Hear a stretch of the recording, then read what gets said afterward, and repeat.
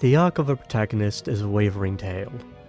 Across their journey, they'll meet many friends, but face an onslaught of resistance, ultimately climaxing when our lead comes head to head with their greatest opponent.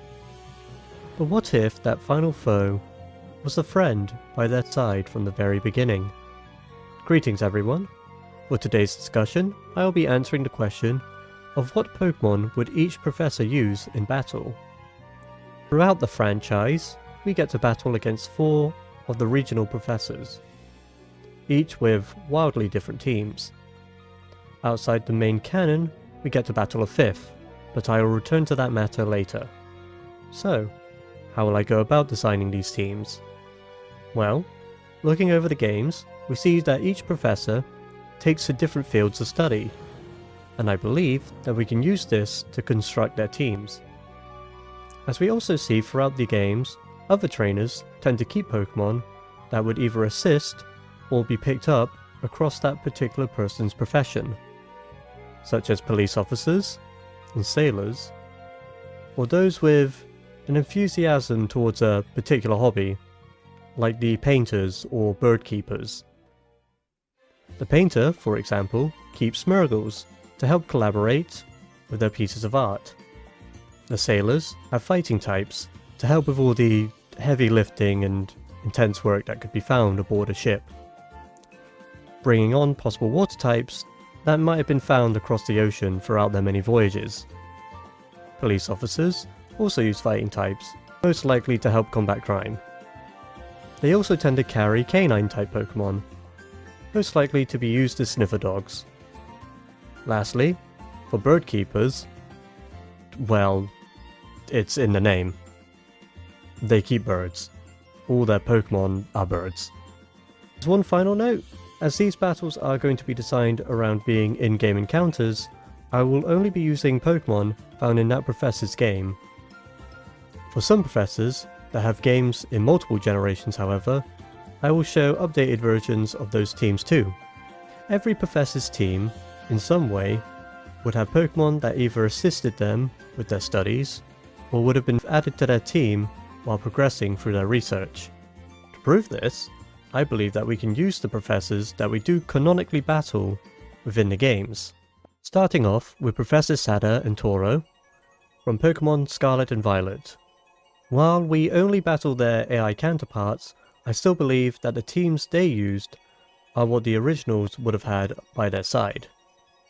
As both professors were researching time travel, it would make sense to keep Pokemon found on their explorations by their side to conduct their studies onwards, with Turo keeping Pokemon with more futuristic traits, while Sada's team of Pokemon look to be ancestors of current-day creatures.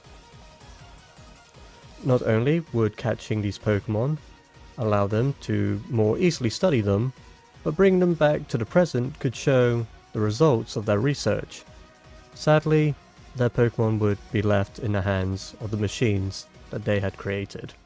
Next, we head over to Alola and meet with Professor Kukui. His field of focus surrounds Pokemon's moves, which is a pretty broad range when you think about it. Like, does he just sit in his lab and tap Pokemon with TMs to see what moves they can learn? Oh look, another Pokemon that can learn Toxic. Because if so, then his team can really be anything, as almost every Pokemon can use TMs. While defending our title from the Professor, he comes at us with a Lycanroc, an Alolan Ninetales, a Braviary, a Magnezone, Snorlax, and finally, the remaining starter that wasn't picked up at the beginning of the game. Overall, this team leaves him with a very good variety of types, which would be helpful when studying what different types of moves can be used, how you would go about using them, and what effect using them might cause. As he also seems interested about the function of C moves, it makes sense that he would keep at least one C crystal on a member of his team. For the title battle, this item is applied to the remaining starter Pokemon. All in all, his team works in helping him study and doesn't require any changes. However, that being said, this would be a good opportunity for me to show you how my method will work for the other professors moving forward. So, for the first change I'll be making to his team, if the last starter wasn't available for him to take, he could fill the final role with his Crabometer Ball, which he uses in the Battle Royale Dome. As for which Pokemon he would study Z-moves with, that could easily go to his Ninetales, as he is shown to equip them with a Icium Z when faced against inside the battle tree.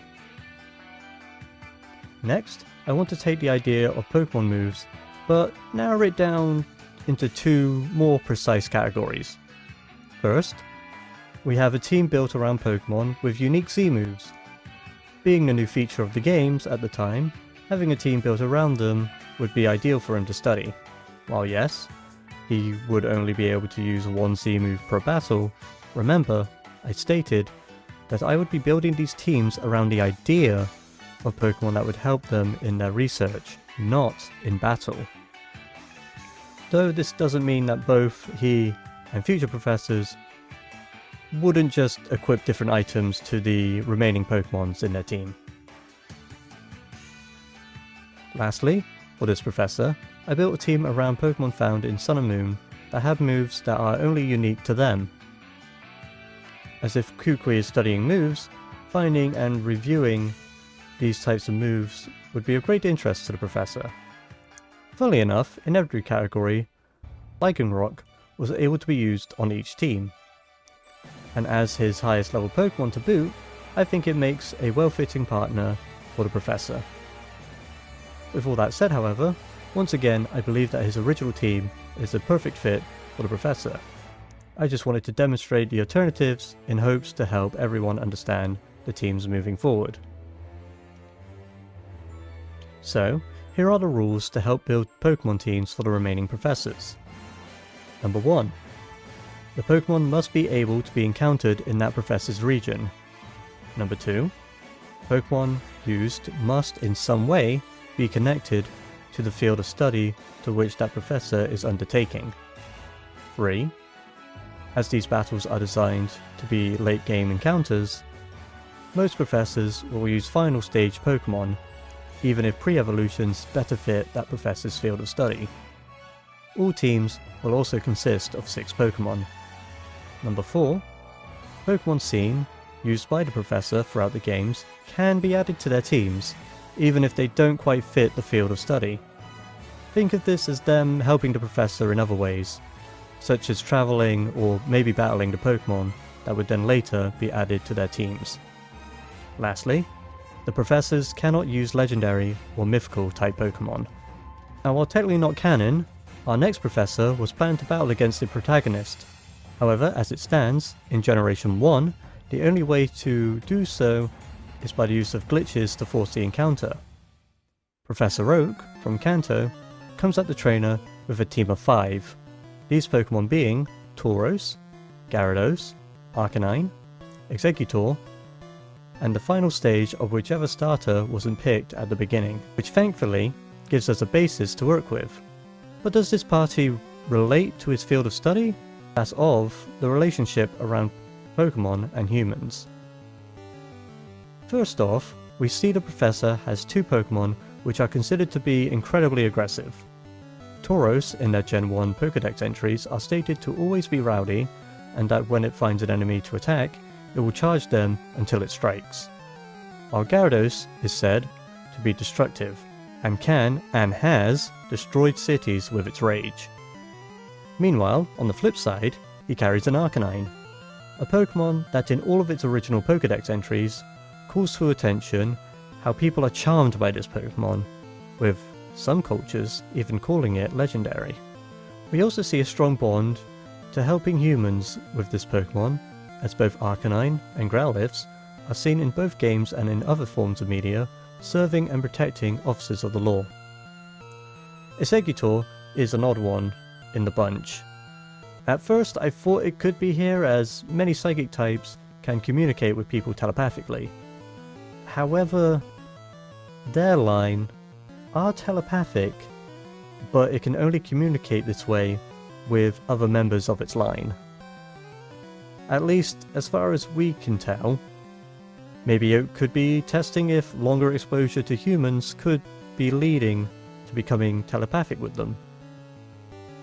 So, with his team, we can see a wide spectrum of relationships between man and monster. Some negative, some positive, and some leaning somewhere in the middle.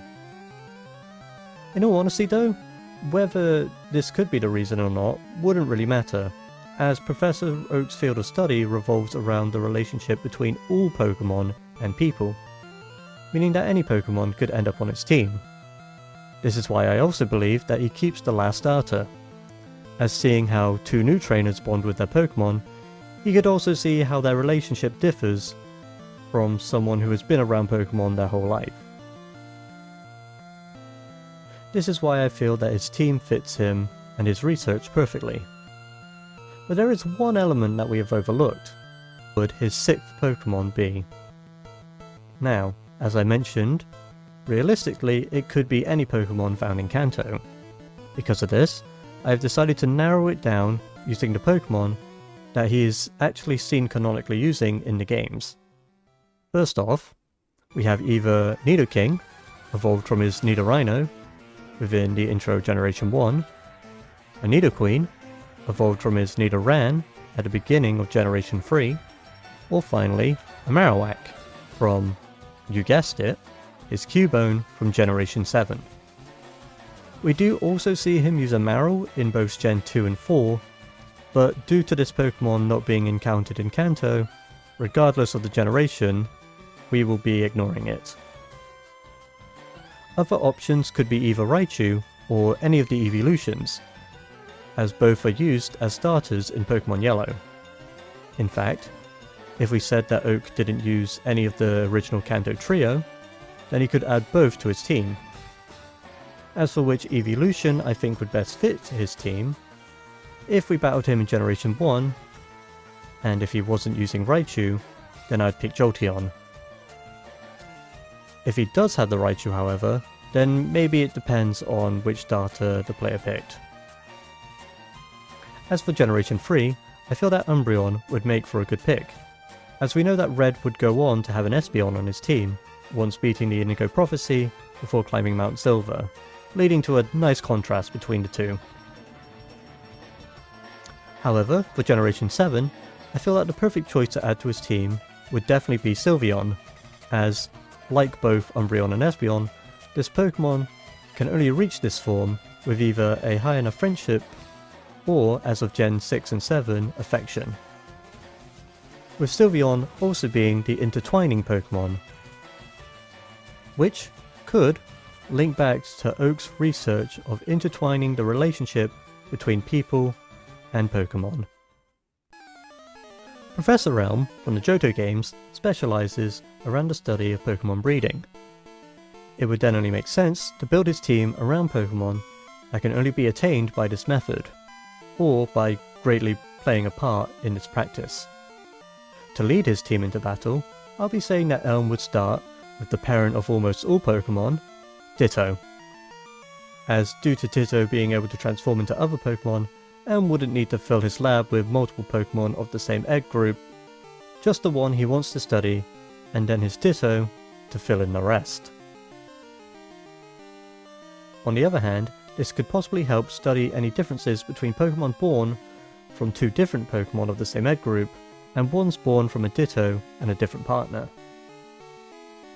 For slots 2 through 5, I will be adding Hitmontop, Jynx, Magmar, and Raichu, as all 4 evolved from Pokemon added to the Johto games, who are listed under the Baby Pokemon category. I originally wanted Electabuzz here, as I always seen it as a counterpart towards Magmar. Sadly though, this line can only be encountered in Kanto in Generation 2. Apart from in Crystal, where you can obtain it by an odd egg, as a part of an event. As this is only from an event however, we will be ignoring it and continuing with Raichu.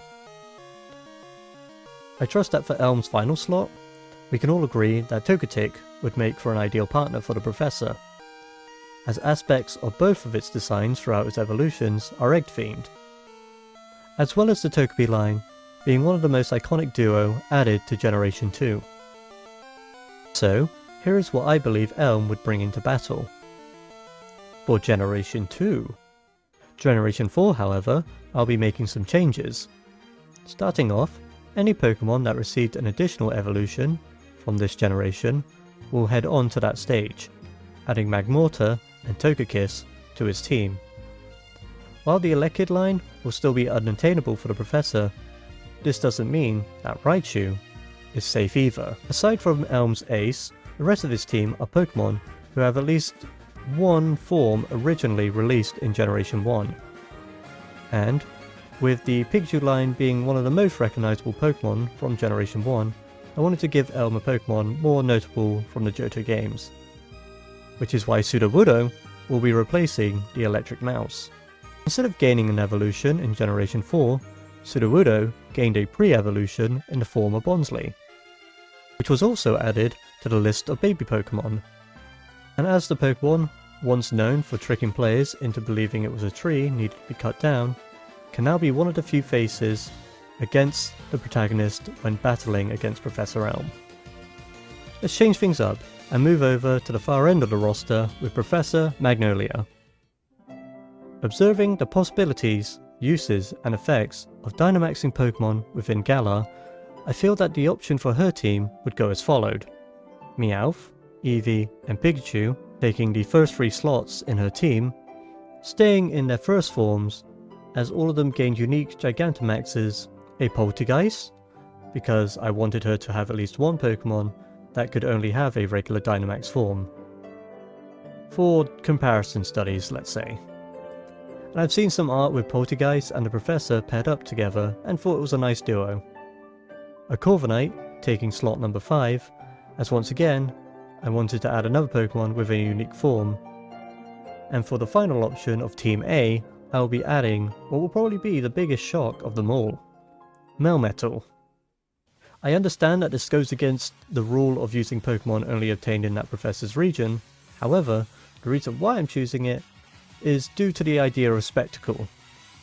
I wanted to give the Professor a final ace that hasn't been used by any other NPC, including the player throughout their journey, as I feel that this would undermine the reveal of if they've already seen the Pokemon that the Professor sent out last. So in this case, I feel that her Dynamax of choice in battle would be the Melmetal, as the player themselves again might have not seen this form, unless, you really wanted to get into Pokemon Go. For another option, I would keep Pikachu, Eevee, Poltergeist and Corviknight for the same reason as before. However, taking the 5th spot is Orbeetle. This is partly due to it having its own Gigantamax form, like past Pokemon added to this team. However, there is an additional reason as to why it's here. Throughout its Pokédex entries, it is mentioned that this Pokemon has a far greater intelligence, which might come in handy when assisting the Professor with her research, more than most other Pokemon probably would. Finally, as to why Meowth was removed from the lead position, well, that's because for option B, I will be making it Magnolia's ace. I came to this conclusion once again through Pokédex entries, as in Pokemon Sword, it states, "The pattern that has appeared on its coin is thought to be the key to unlocking the secret of the Dynamax phenomenon." With this in mind, I think it should be very reasonable to see that this detail would be of great importance to the Professor's study around Dynamaxing. Who knows? Maybe she's the one who created this theory. Heading back to the middle generations, we head to Professor Juniper from the Unova region and her work around the origin of Pokemon. Oh boy, this one isn't going to be easy. So without any legendaries or mythics, how do I plan to build a team around Pokemon that could help Juniper and her research? To begin, let's go and assign her which Pokemon will act as her lead and her ace. Watchog taking the first position and Cinccino acting as her last Pokemon. Pick these that while yes, neither of them have anything to do with the origin of Pokemon, both are still seen to assist her throughout the games, both starting in their prior forms, but then later evolving by the time we meet them again in the time skip of Black and White 2, meaning that they must have helped Juniper in some manner in order to gain enough experience to evolve. like the last professor, with Juniper, I have come up with 2 variants for a team. While Chinchino will act as the ace for both, Watchog will be swapped for something different, but I will get into that later. Taking spots 2 and 3, I think that both the regional fossil Pokemon would do nicely, adding Archeops and Caracosta to a lineup. My reason being that she is looking for possibilities on how Pokemon came to be. I believe looking at ancient Pokemon might bring about those answers. Next for spot number 4, I'll be going with Behem. As for its pre-evolution's dex entries, we gain the following. Rumours of its origins are linked to UFO crash sites in the deserts 50 years ago. Now, while this time frame doesn't go as far back as our fossil Pokemon, I still believe that Juniper would find the LGM line of interest, as a few Pokemon are believed to have originated from space, such as Clefable, possibly leading her to pursue these rumours, just in case the origin of Pokemon coming from space could be true. Finally, for option A, I will be designating Relicanth to her 5th spot. As in many dex entries, it is said that this Pokemon has remained unchanged for millions of years. Studying a Pokemon that's supposedly gone unchanged for this long would assuredly capture the Professor's interest. Investigating it could see if maybe there's a possible reason as to why it hasn't changed, leading to maybe answers of its origins. I did want to add Porygon to a team, mostly as a Pokemon with origins stemming from creation via data, which, while different, might still be worthy of study. Sadly though, the only way to obtain one is via White Forest.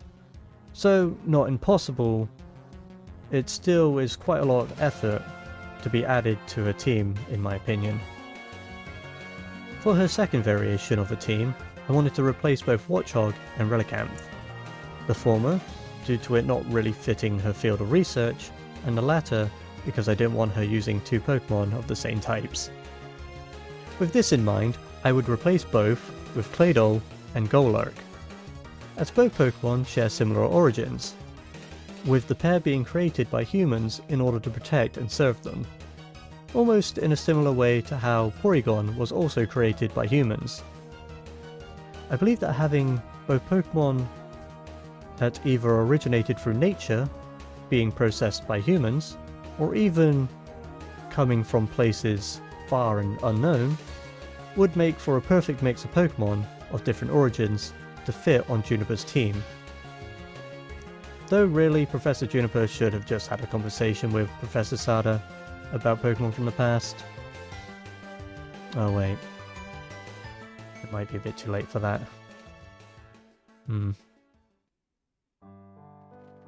Well, would you look at that? 7 professors down and only 5 to go. But if you look at the timestamp, you can see that there surely isn't enough time for me to go over them. That's because I plan to continue this in a second part. Now with that being said, I understand that my videos often take quite a while to come out. However, at the time of posting this, I would have already written and be well into editing part 2 of this video. In fact, I will let editor Ulmo flash the release date on screen for when the second part will be released right now. But if this wait is still too much, then I have something that might tie you over for the meantime. Every few days up until the release of part 2, I will be posting shorts to my channel teasing 3 members of the remaining Professors' teams. If you're interested in seeing these teasers, then be sure to subscribe so you don't miss them. If you wanted, you could even leave your guesses as to what the remaining Pokemon could be in the comments. In fact, I'll do you one better. For sticking around this long, I'll give you an early teaser for Professor Sycamore, who is the only professor who actually managed to break the rules that I had set out. So, I hope you've all enjoyed the video, and stay tuned for what comes next. Until next time, goodbye.